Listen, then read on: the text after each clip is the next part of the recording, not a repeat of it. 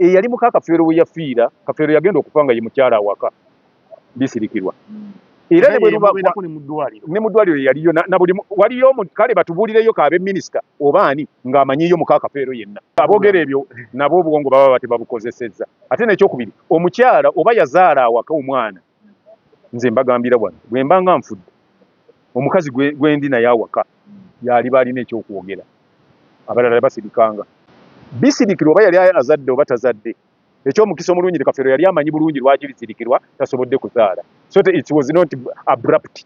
Ate siraba lwaki gwe ovaayo nnyo n'ojjonkera mbu teyazaala ng'ate gwe yali abeera naye yali mumativu n'obutazaala bwe. Kafeero bw'abanga bwe yagamba nti olina loss from count tebamugamba nti teyazaala, bamugamba nti tokyasobola kuddamu kukola ki, okugamba nti tokyasobola kuddamu kuzaala baba tebategeeza nti tewazaala. Ate kyakubiri bisirikirwa yali tavunaanyizibwa ku Kafeero kuba na low sperm count kuba si ye yazissa. Ye obutazaala bw'aba yazaala awalala ng'avuddeyo tegwali musango gwe. Ono yajja abeerewo amuzaalemu emyaka 16 gye yabeerayo, bw'aba teyamuzaalamu he was unfortunate, bw'aba yagenda awalala n'akola ki. Naye ate kye munjagala muteeke mu bwongo nti Kafeero yali akimanyi nti tajja kuzaala mwani mu bisirikirwa, era yali mumativu n'embeera yonna eyaliwo na buli kye yamuwanga kyonna ng'akimuwa mu mativu nti ono gwendi naye tetugenda kukola ki. Ng'ovudde ne ku ekyo lwaki yasobolanga okukola buli kintu ekyetaagisa Kafeero abe bulungi n'akikola. What did the other women is put on the table? Baana kati aboogera ku bisirikirwa mwogere nga mugenda mpola.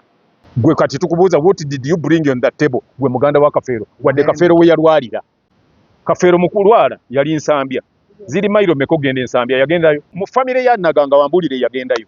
Gundi bwe yawulira nga gundi afudde mwannyina nti naye okuziika kwewa Kafeero teyajja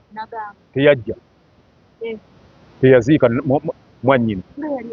Bwe yamala najja nga amazeeko n'agamba Kafeero nti tokimanyako nti sinze nkuzaala oziika otya mwannyina zeewuwo. N'aziikula mwannyina n'amutwala ebbira. Byonna gy'osinzira okuba ng'otulaba wamu ne Glosh TV. Nkulamusizzaako munnange Gwandaba nnaku olwaleero ndeeseko Jack Gatto ate ayongere okututumpulira ensonga. Wiiki gye tukubye emabega tubadde mu ntalo kati tuyite amawulire agabaddewo gabadde gamufa omugenzi Paul George Kafeero okumuzuukulayo amagumba ge, abamu nga bagamba tekyali kituufu, abalala nga bagamba ye last option gye badde balina okukola okulaba ng'abaana bafuna ekituufu. Obudde buno ndeese mwami Kagato ayongere okututangaazaamu embeera eri etya, kyekiriwo. Twawulire waliwo abaana abalabye be babadde baleese ku musaayi ne badduka emisinde ne baddayo. How is it? Agenda kuba nga atuwulira byonna olunaku olwaleero. Nze Judy Potential once again ndineko Jack Gatto wamu ne Kyabeeyi Julius Siga. Okay. Kale Jack Gatto tusanise okukulaba kale nnyo ku pano nga sinnajja gy'oli kansooke mpe Kyabeeyi omukisa asooke naye atubuuzeeko ate oluvannyuma tugende mu maaso. Abalayi baffe mbalamusizza ne Glosh TV, tusanyusa obbalaba. Tukyali ku nsonga zezimu ez'omugenzi Paul Kafeero n'abaana be ku nsonga za DNA. Abali mu UAE tubalamusizzaako, ab'e Dubai, ab'e UK, Canada, mwena gye musinzira okutulaba tubeebaza. Kojja wange ogamba otya? neeyagala okukamala anti ebintu anti okweyagala kirala n'okukwatako nyinza okukwatako olw'okuba linsiiwa, nyinza okukwatako olw'okubanga ebitambula tebinsanyusa, naye nga nze omuntu neeyagala nga nti wadde ng'ebiriwo tebinsanyusa. Yeah. So ensonga zino ez'okuziikulamu omugenzi Paul Kafeero gwe ng'omuntu zaakuyisa zitya, era obudde buno tuli ku ki abantu bawe basigire ekifaananyi? Abatulaba mwenna abali ku Glosh TV ne ku Endless Media balamusizza nnyo kweyo ensonga. Mbadde sandyagadde nnyo okuddamu kubeera nga njogera ku nsonga za Kafeero kuba abatazimanyi be basinga okuzoogerako. Kati mba njagala nze kati okutandika ne weekend nyinza okuba nga leero lwenkoma okuzoogerako. Anti kati bw'osinga okubeera n'omugezi olina okukilalifayinga abatulimba n'obagamba. Anti kaakati ate abantu abaatulaba nga wayise emyaka 13 ate balowooza nti be bamumanyi nawuliddeko n'agamba mbu oyo simanyi twamulaba kuba naye Kafeero yali ne Basenkubuge ate Basenkubuge baamulaba mu 9 n'ekintu ng'ate nsiko twava mu 87 kati yabadde ayogera ye nga baamuleeta 93 mbw ate nga bambuulira ate bajja 98 kubanga nga bwe yabadanjiriza bamulinda muwonga okujja mu kwegatta ku Kafeero bajja mu 98 eyo in fact sina mu 98 mu 2003 kuba Kafeero Mulindo yali amaze okuba nti takyaliko CBS okujja okwegatta Kafeero ba wali emabega Mulindo yalinga akola mu kibiina kye Nalubaale nga tajjayo eri emabega bakayimbira baali b'amaanyi nga tebasobola kwegattako muntu mulala bawa masannyalaze bakayimbira okujja kwegatta ku Kafeero baali baagala masannyalaze olwasho gye baali bategeka unfortunately bagenda okwagala okumwegattako ne bamuyita okugenda bakole bonna nga yafunye accident ggulo limu ne banoonya nze yali abeera naye n'entwala Senkubuge ewaani ewa Kafeero Maganja twamusanga ali awo kundirira ne tumutwala ku ddwaliro eriri awa Cross nga ng'okkirira ku kikubo ekigenda ku Mbuze awo ku Pride ddwaliro oliri awo wammanga ng'oyise ku baasi zino we zisimba kati waliwo awo eddwaliro lye twamutwalako Ow'Amadoola obawe nza nti simanyi oluka kalina awo wali kakalina wayitangayo Ow'Amadoola we twamutwala batujjanjabiranga awo we twamutwala then wali across ng'osaza wali ddwaliro lya State Council kakati awo aboogera bye boogere abawuza omanyi era abantu baagala nnyo relevance kati nga babuukira ggwe osobole obbawo amasannyalaze bafune kye baagala kati nange nabayigidde amagezi waliwo era n'omusajja era yabadde amanyiira ennyo bwati naye namutadde emwami yabadde oli mwami simanyi ani yesendi simanyi naye era yabadde sijja muddamu ekyo sijja nakiddamu nina bye sijja kuddamu kakati ffenna kyali kituyisizza bubi nnyo okugamba ne bamuziikula naye ate waliwo tetwatuuka ku point ng'ate ebigenze mu maaso bigenze wala nnyo ng'okkiriza bukkiriza ndi baziikule ki lwakuba nti yagenda okuziikula ensi teyamanya twawulira bulizi nti awedde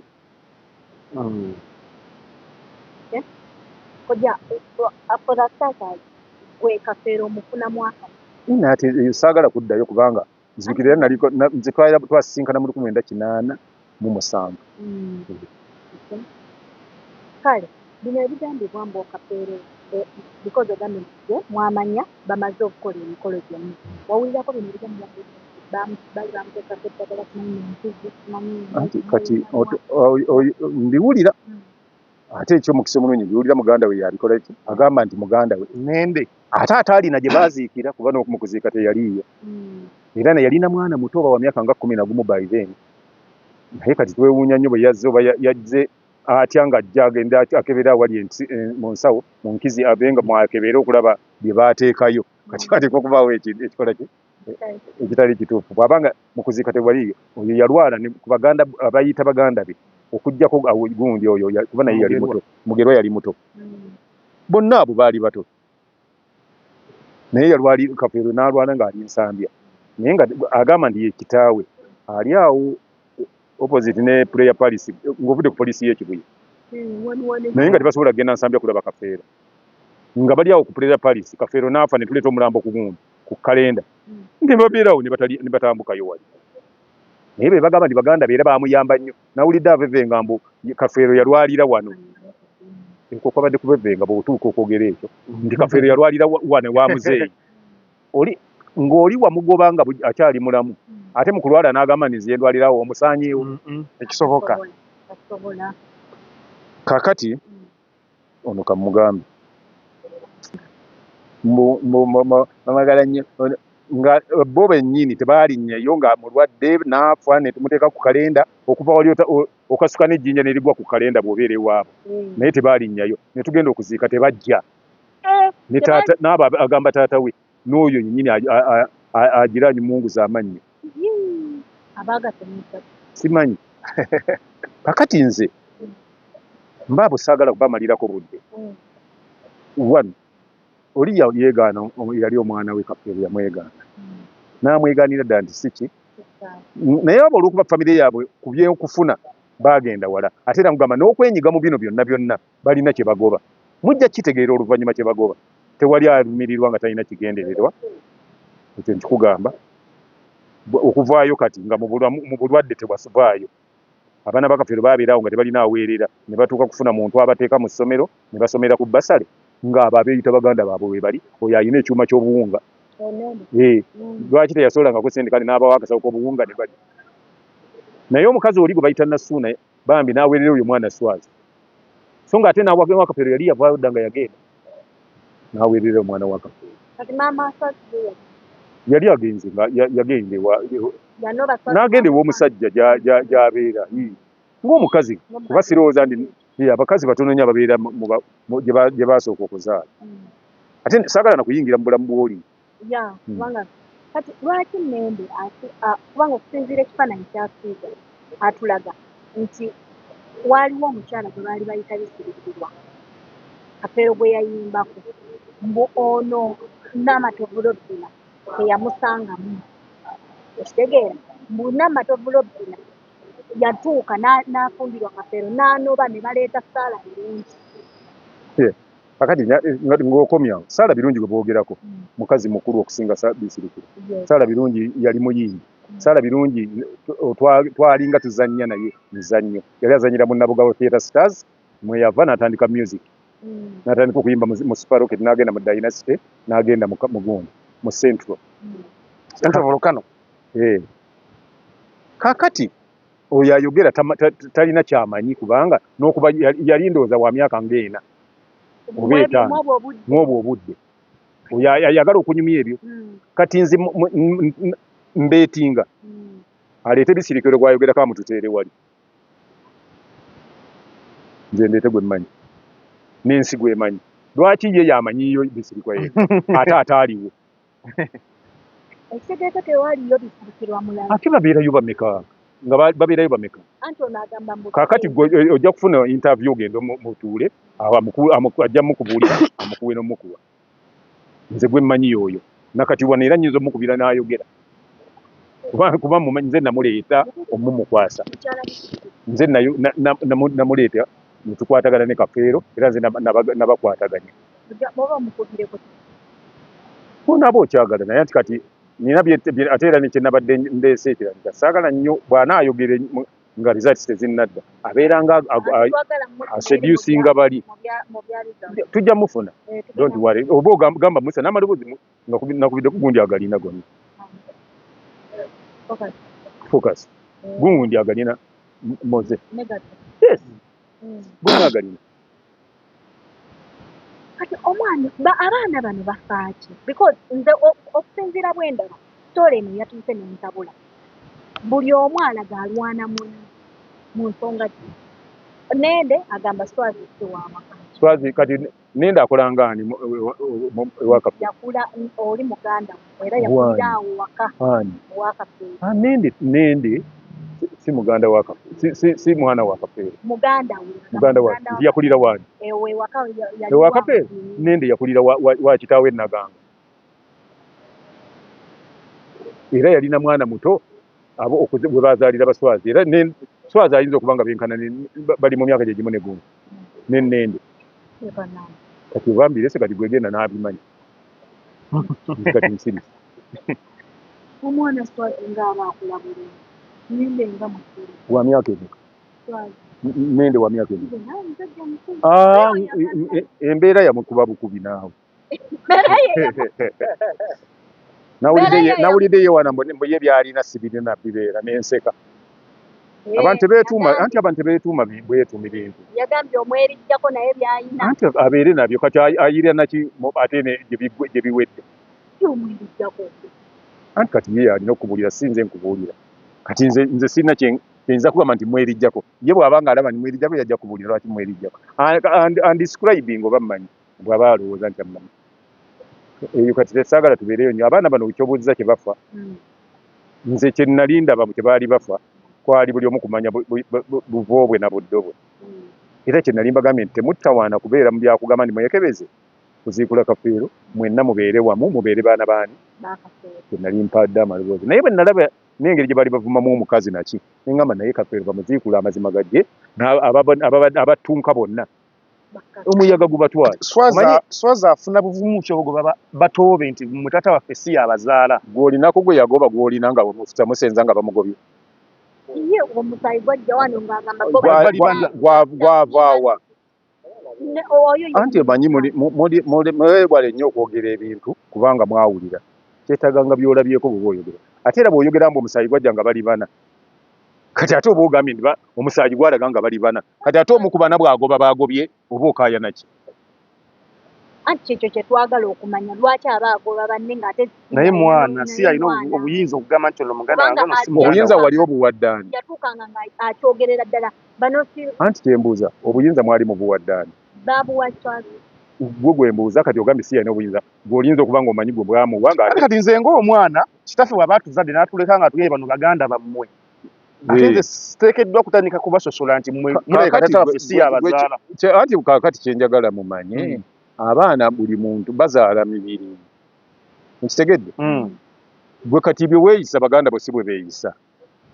kati omwana bakafeero mulimu omwana gwe bayita Simon oyinza obutamanya nakumanya nti waali awo Simon Peter ono abadde ng'azanye emizannyo oyinza obutamanya nti awo waali asirika n'oweewuunya kati ate ne mubeeramu Dube naye yeeyisa neeyisaayi naye tayogera kati buli omu balina bwe bakola gw'olowooza nti ensi yonna bweba ate katembo bonna bwe babeerawo teboogera abasinga teboogera basirifu kati buli omu alina enkola gy'akolamu n'olwekyo oli bw'aba ayogera everybody is entitled to his opinion omuleka naye banne bamukomplainingako nnyo kati gwe baba complaininga kasita si gwe okomplaininga kite gwe bona b'otuusiza okomplaininga ng'ojjanga ondoopera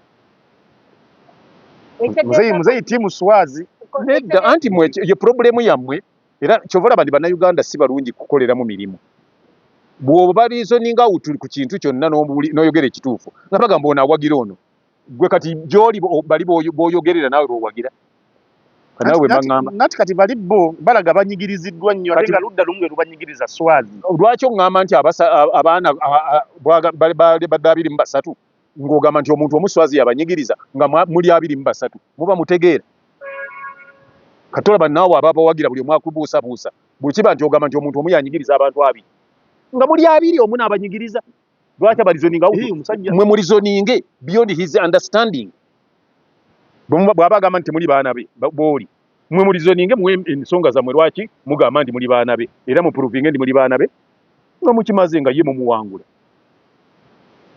ojja owagira embeera swazi gyayisaamu abaana sigiwagira kyova olaba nali ŋŋamba abantu nti olw'okuba saagala mbeera eyo ebeerewo abaana bonna babeere bawaka n'akigaana nti yakigaanira watakigaananga baani abaatudde ennyumba ye Kajjansi bonna nga bw'oyogerako bwe baali abana baagitunda bana baali Swazi Nagawa Dube ne Simon baali bana bo ne bafuna omugabo ogwabwe ku abaani omanyi mmwe mwogera gwe babagamba nti Kafeero bwe yali afa yagamba talina mwana gwawadde kintu kati ekitegeeza tebaatunda ne bwe baba baatunda and there will be no refund to anyone who bought bwe baba baatunda kiba kiwedde kuba baatunda ate nga bebali ku letters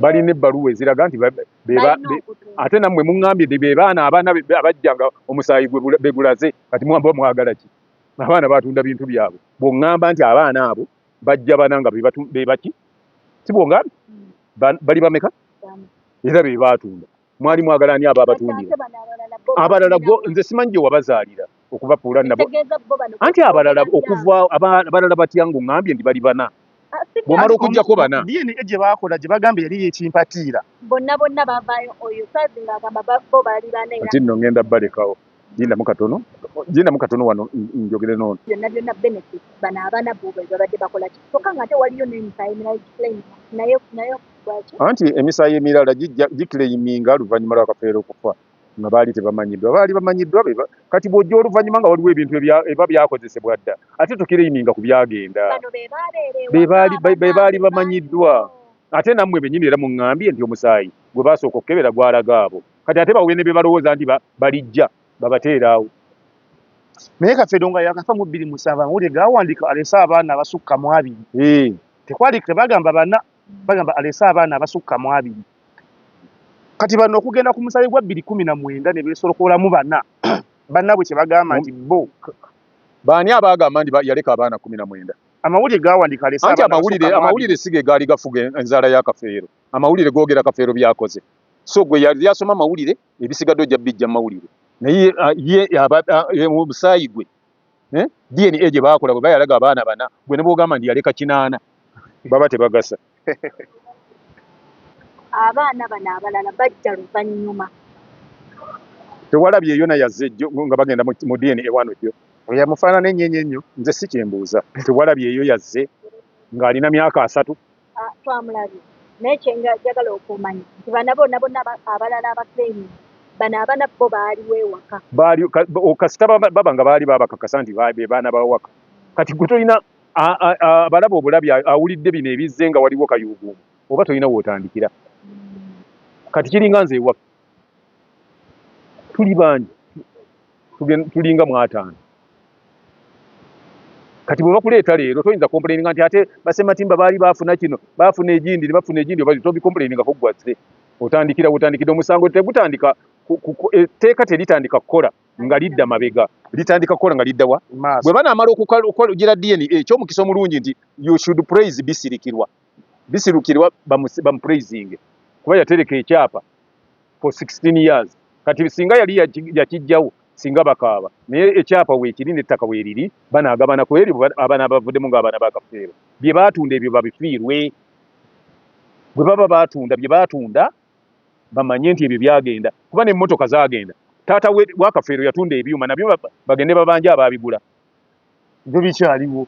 Kati ekitaliiwo nga baakitunda ekyo bakiveeko abaana baakitunda mu mateeka. Mukyala Bisirikirwa ono ekitegeeza muntu yagezezzaako kukuuma ate ataazaalawo. Tutuuse ku okuzaalawo. Muganda njala kuzzaako eri yadde toyagalayo. Muganda wa Kafeero oyo mwami Nnende yagamba nti Bisirikirwa yagaana okuzaalira Kafeero ng'amusaba ssente. Yali mwenaku Kafeero ekiseera yali mwavu. Yali mwavu bw'oyayagalira Lobby Namato. Bw'abanga yali mwavu naye Bisirikirwa n'atuula emyaka 16 nga Kafeero mwavu. Then Bisirikirwa mufumbi nnyo. Oyo kati byadongo abatamanyi kyayogera. N'agaana omuzaalira. Gwe oyinza okuzaalira omwavu. Gwe kati nze nkufunira akasajja ku Bukaramojja buli obuli ku luguudo nkakuwe. Obulunda kasooli. Okafumbirwe. Bwe kiba nga yagamba ku bwabo ye kati ki ekimukozesa? Oyo kimukozesa ki? Lwaki afuna nga yandiwasizza nga mwavu? Teri muntu ayagala mwavu. Omwavu ayagalwa nnyina. Bisirikirwa wabanga yali ayagala ssente. The guy is very stupid. Kuba Bisirikirwa yakola ssente ezisinga obungi eza Kafeero. Bisirikirwa yakola gundi proposal ne tufuna diiru ya MTN. Bisirikirwa Lobby Namato. Bisirikirwa n'akola proposal ne tufuna ssente za Nairo. Bisirikirwa nga tetumanyiko nga gundi ewedde okulikodinga yagenda n'anoonya akatale ka teepu eyo alubamu eyo n'agitunda obukadde 65 n'azireeta. Kati aboogera ku Bisirikirwa mwogere nga mugenda mpola. Gwe kati tukubuuza what did you bring on that table gwe muganda wa Kafeero wadde Kafeero we yalwalira. Bakubuuza mwami Nnende waleeta ki ku table? Musula wali kitaawe Nanganga yali asula wali opposite ne prayer Paris mu Ndeeba manya ekibuye nga wakava ku poliisi awo. Kafeero mu kulwala yali Nsambya ziri mailo meko genda Nsambya yagendayo paka lwe yafa. Bwe omulambo gwava Ensambya ne gujja ne bwe yafiire mulabu ne guleetebwa ku kalenda. Okuva awo ne bw'okasuka ejjinja lituuka ku kalenda. Osalamu busaza olaba kuba kayitamu mu famire ya Naganga Wambulire yagendayo. Naye ate Naganga mwati waliwo story gye watuwa nti Naganga yasooka ne yeegaana yamwegaana n'amala n'amukkiriza ate n'addamu n'amwegaana oluvannyuma n'agenda ne wa Kafeero gye bali baziise ssengaawe n'aziikula ssenga wa Kafeero gwe bayitanga Nagawa. Nagawa oyo yali abeera wali bayitawo Nakabago gulugudo lw'e Bugerere ng'okyamye mukono. Okyamira mukono awo ku ludda e Bugerere bw'oba akagenda nga tonnatuuka ttaka Jjunge awo ye Nakabago we yali abeera. N'agamba Kafeero ndi bw'ozaalanga omwana mutuume Nagawa era omwana gw'olizaala yali nsikira. Ebyembi omukyalo oyo atuuka ekiseera n'afa. Bw'afa ne basoma ekiramo nga omwana nagawa yalina okusikirani gundi bwe yawulira nga gundi afudde mwannyina nti naye okuziika kwewa akafeero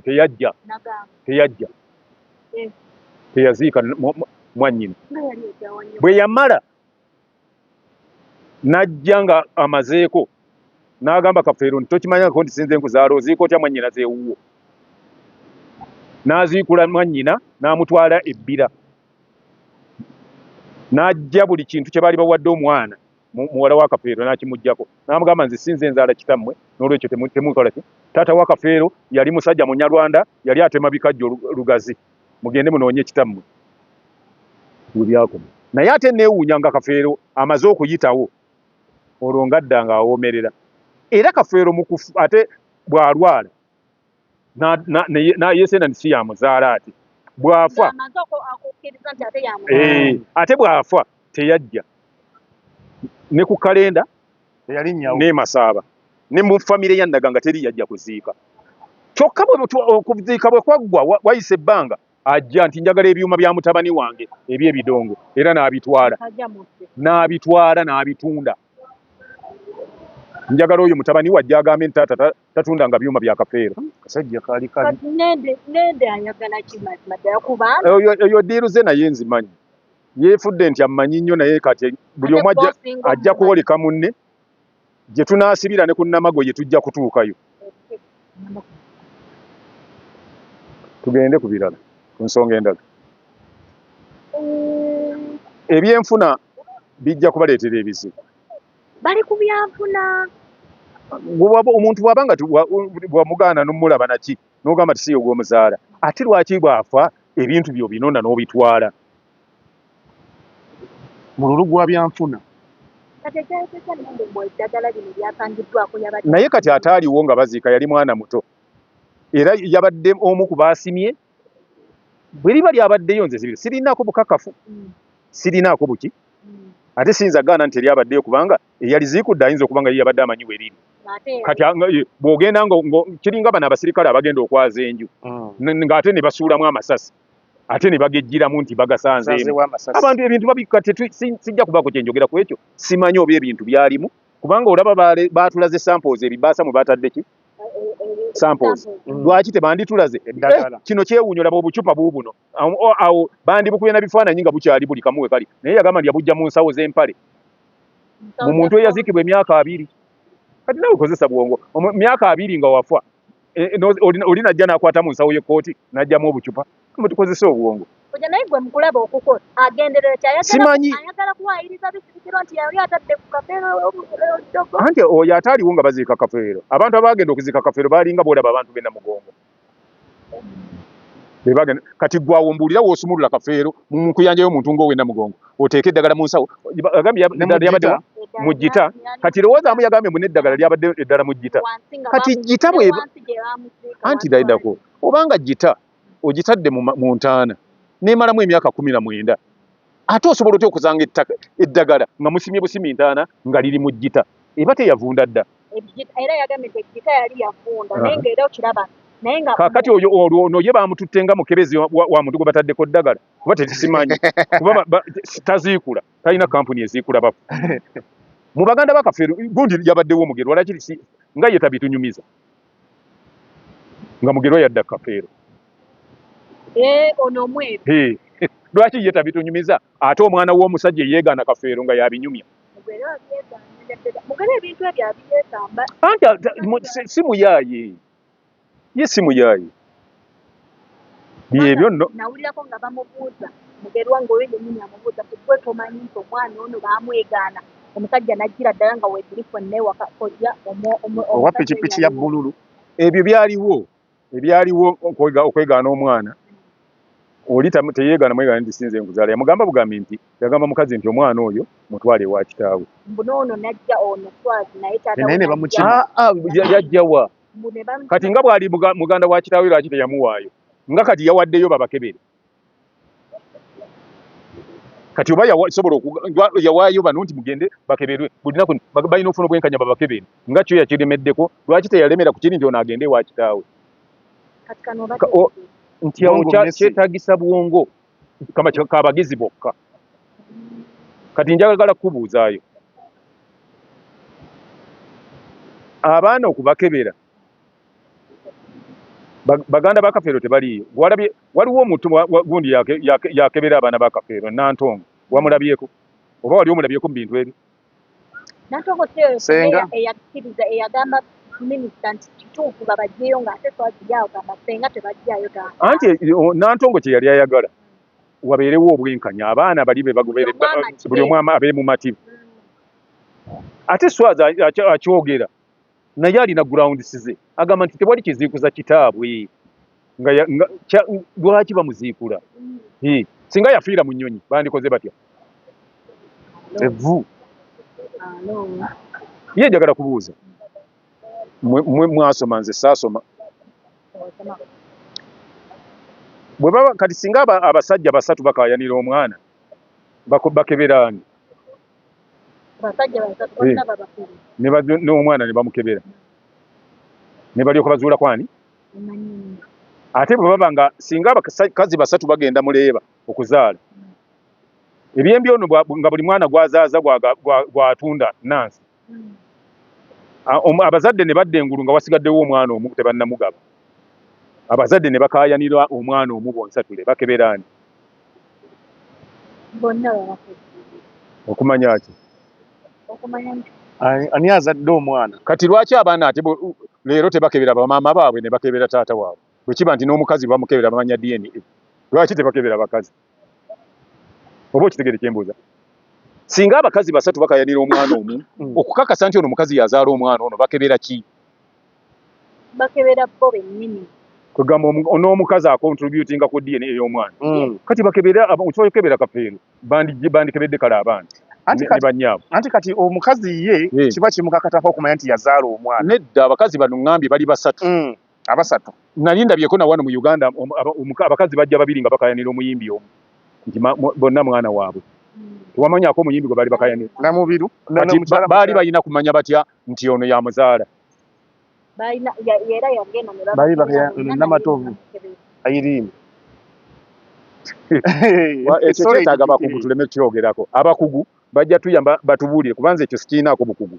Abakugu bajja tuyamba nti singa abakazi be bakayanira abaana omwana omu nga bali basatu DNA bagikolera kwani? Kuba singa okebera omukazi kyali kirina sense. Singa abaana bwe baba bakola DNA okumanya abazaala singa kwe bajja samples naye bazijja ku musajja ate omwana atakulira mu lubuto lwa musajja. Omusaayi omwana bw'aba mu lubuto abeera mu lwa mukazi, omwana bw'aba mu lubuto akozesa musaayi gwa mukazi. Lwaki DNA okulaba omwana omutuufu bakebera musajja? Anti kati omusajja yaterekayo lumu n'agenda. Omanya nti eyo si ye ansa bw'ogamba nti yaterekayo. Ye yateekayo lumu yateekayo kati naye ate omusaayi gwe bakebera nga bakebera abaana. Ate omusaayi omwana aba akozesa gwa mukazi kuba n'ekiriira kiba ku mukazi. So aba takisibye mu musajja. Lwaki DNA bakebera basajja? So kyoyagala okutugamba nti kyagala kibagamba abakugu be banaatugamba nze abaana be balowooza nti bamaama baabwe nabo bayinza obutaba bamaama baabwe nga baleeta bakyamu ne babeera mu famire enkyamu.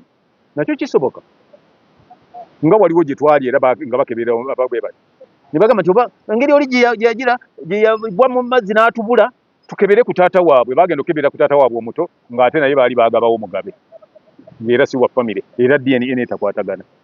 Kati ebyo byetagamu obukugu obw'abakugu abasawo naki kojja nende ono kiki ekimutta lwaki ekitta nende sijja kimanya kubanga nze kubanga simanyi kyayagala kyennyini atuuka buli omu alaga talina lukisa kupaalo Kafeero bisirikirwa mubi abaswazi babiri abaana bonna babiri ye nkozi mugerwa anti tolaba nti omulaba nti atamuvuvuba.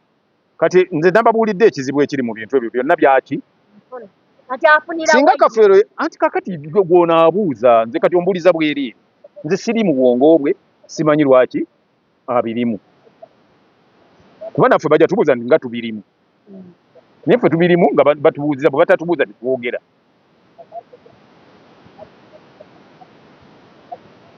Naye ate oba oliawo nga bayinza otubuuza nti ku mwembi ani alina kye yali ateekawo ku ffembi naye buli omu naayogera kye yali ateekawo.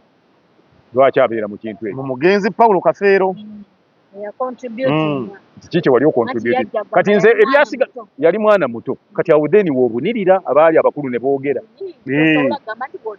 abunire ate omuntu okubunira oba oyogera era oba osirika kakati kyekyo nze n'ebintu bya Kafeero namaze sikyayagala kubyongerako sikyayagala kubyongerako nja kuddamu obyogerako nga ndaba ng'omukazi abadde mukaagundi yali muka Kafeero ng'atudde wano nga nange ntudde wano nga njogera n'akigaana oba n'akikkiriza naye abasigadde tebalina lukusa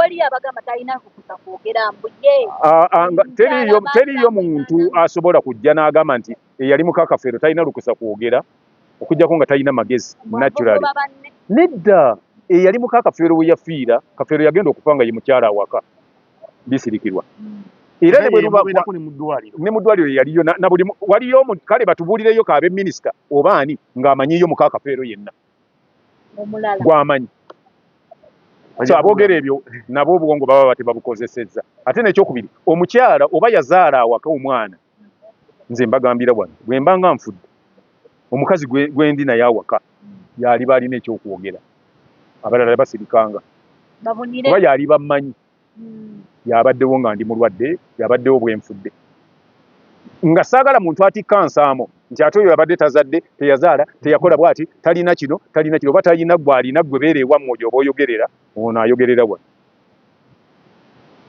bisirikirwa oba yali azadde oba tazadde ekyomukisa omulungi Kafeero yali amanyi bulungi lwaki bisirikirwa tasobodde kuzaala so it was not abrupt yali akimanyi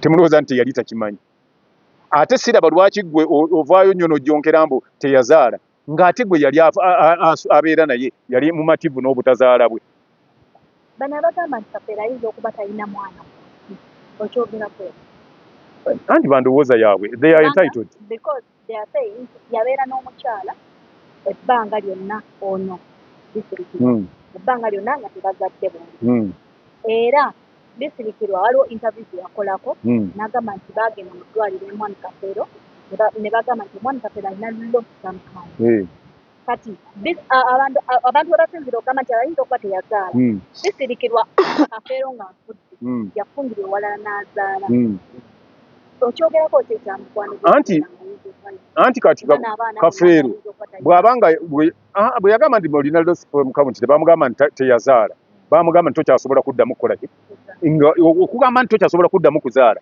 baba tebategeeza nti tewazaala ate ekyakubiri bisirikirwa yali tavunaanyizibwa ku Kafeero kuba na low sperm count kuba si ye yazissa ye obutazaala bw'aba yazaala awalala ng'avuddeyo tegwali musango gwe ono yajja abeerewo amuzaalemu emyaka 16 gye yabeerayo bw'aba teyamuzaalamu was unfortunate bw'aba yagenda awalala n'akola ki naye ate kyemunjagala muteeke mu bwongo nti Kafeero yali akimanyi nti tajja kuzaala mwani mu bisirikirwa era yali mumativu n'embeera yonna eyaliwo na buli kye yamuwanga kyonna ng'akimuwa mu mativu nti ono gwendi naye tetugenda kukola ki okujjako ng'olina kirala ky'ombuuza singa mukazi yali mubi yandibadde yafunira dda olubuto mu maka g'omusajja ng'ovudde ne kwekyo lwaki yasobolanga okukola buli kintu ekyetaagisa Kafeero abe bulungi n'akikola what did the other women is put on the table baana bateekawo baana and who facilitated them bisirikirwa yayiganga ssente ezinaabeezaawo amaka ga Kafeero wadde talinaamu mwana kino ekintu kyebalumiriza kyakimu ayinza okuba si mwana wa Kafeero muganda we olwedde baamwegaana ate nga muganda w'ono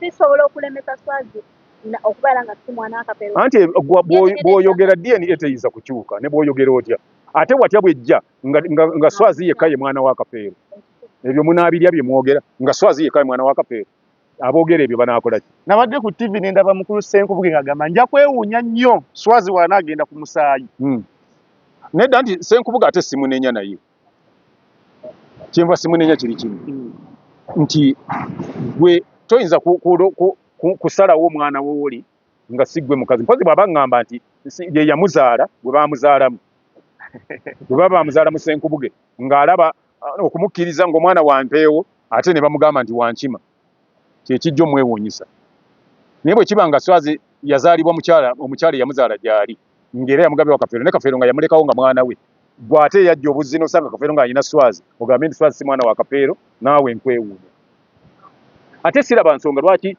ffe tugamba ndi gundi si mwana wa gundi gundi si mwana wa gundi gwe kasita ababo babo kasita ababo babo singa kifuluma bwe kifuluma ne gufuluma nga si mwana we omwana oyo kimulekawa gwe kinaabalekawa nga ate kifulumye nga mwana we nga kyo tonna kirowoozaako kuba kati olwedde mwana we bw'ataabe mwana we ajja kuba avaawo nga bamanya nti si yamuzaala ng'anoonya kitaawe kuba nnyina akyali mulamu era yamuweeredde mu ssomero gy'abadde asomera mu yunivasite mwabagamba nti nga si mwana wa Swazi si mwana wani temwafaayo muweerera ng'ate mwetemaggula wali ng'akyali mufu nga yakafiirwa kitaawe ndi muli muweerera anti baali bangi buli omu yagabanako gwe yatwala kaakati awo gw'otaatwala si kirungi mwogerako yogerera gwe watwala gyali era ali happe mu bufumbo bwe